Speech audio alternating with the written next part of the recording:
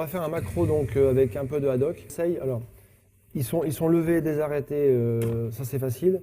Alors, on a tous les poissons, le cabillaud particulièrement, le maquereau également, on va les saler gros sel. Alors pourquoi on va les saler au gros sel?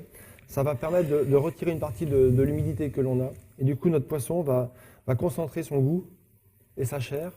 Et donc, on va pouvoir le cuire plus longtemps et surtout mieux le cuire. Que ça concentre les saveurs et le poisson ne rend pas une espèce d'eau blanche. Enfin, quand on cuit le poisson dans une poêle à vif, on espèce un liquide blanc qui sort.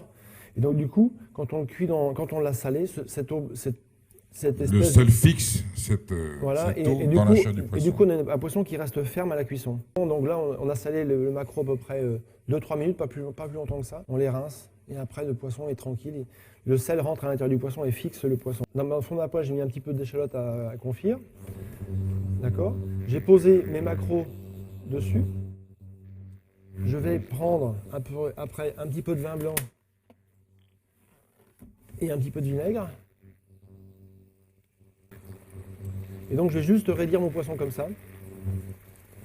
Je vais rajouter juste un petit peu de poivre. Et donc une fois que c'est comme ça, on va juste laisser, on va arrêter la cuisson rapidement. Ça l'a blanchi quand même, hein, on est d'accord. Oui, l'acidité a blanchi le poisson. Et donc on peut laisser comme ça le poisson maintenant refroidir dans son bouillon. Voilà. Et le poisson va cuire tranquillement tout seul. Voilà. Donc vous voyez, mes lentilles sont chaudes. Alors, la particularité de cette sauce-là, donc j'ai pris mes lentilles de cuisson, le jus de cuisson de mes lentilles, d'accord. J'ai ouvert quelques huîtres que je vais mettre donc ici dans mon mixeur. Mes huîtres avec leur jus. Mon mixeur, un trait de jus de citron, une noix de beurre, et ensuite je vais mixer. Je vais filtrer ma sauce. Ça fait une petite espuma quand même. Donc ça fait une mousse bien présente. Mousse. Bon, voilà. Donc je vais juste faire chauffer mes petits haddock dans ma sauce lentille. Vous voyez, ça va être rapide.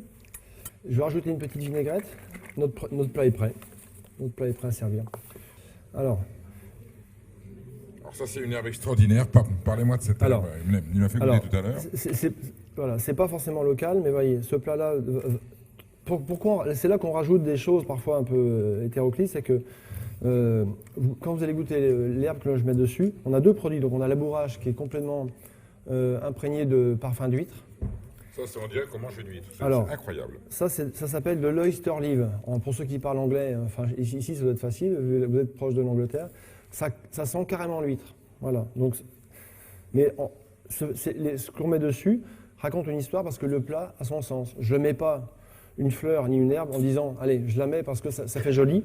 Ce plat-là est intéressant parce que, ces produits-là sont intéressants parce qu'ils racontent une histoire dans la totalité du plat.